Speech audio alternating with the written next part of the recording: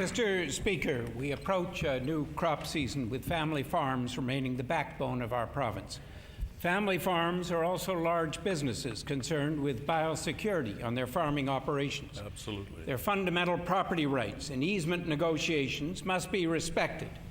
It's all about being ethical. Manitobans are counting on Manitoba Hydro to respect the rights of all Manitobans, rural and urban. Instead, the NDP is steamrolling through without paying proper attention to landowners. They have no integrity. When will the Premier ensure that our provincial Crown corporations are respectful of the rights and needs of rural landowners? Mr. Speaker, Hydro has strengthened its biosecurity protocols. They are offering 150%. They are offering 150% of appraised market value. They are prepared to cover the legal costs or other costs of landowners that need consultation in order to make their case in front of Hydro. So the whole point here is to do something that will ensure that specific landowners are treated fairly at the same time as we build greater energy security in the province of Manitoba, so all people in Manitoba, and especially rural Manitobans, benefit by a reliable, safe, affordable hydro system in Manitoba. That's the purpose of them being here, to provide safe, reliable, affordable energy in a timely manner. Movement forward was stalled when the opposition was in office. They did not do anything after 1996, and they lost 70% of their transmission capacity down through the Interlake. What were they doing at that time, Mr. Speaker, when they could have been building additional transmission? They were privatizing the telephone system. And as a result, Mr. Speaker, the rates have gone from the third lowest to the third highest for all Manitobans, including rural Manitobans. Mr. Speaker, our farmers are preparing for seeding and will be putting in countless hours to produce the excellent crops that we all rely on. Farmers should be treated with respect.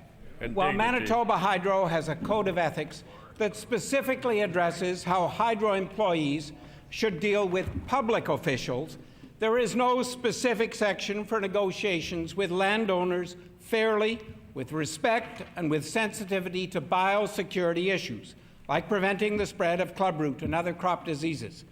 Will the Premier commit to work with Manitoba Hydro to ensure such a section is included in the Code of Ethics for Manitoba Hydro employees? Can Manitobans expect this section to be included within the next week? Mr. Speaker, biosecurity is a very important issue, and Manitoba Hydro has increased and improved its biosecurity protocol. And I'm sure they will take the recommendations from the member from River Heights under consideration. The reality is this: we do not want biosecurity risks on any farm in Manitoba.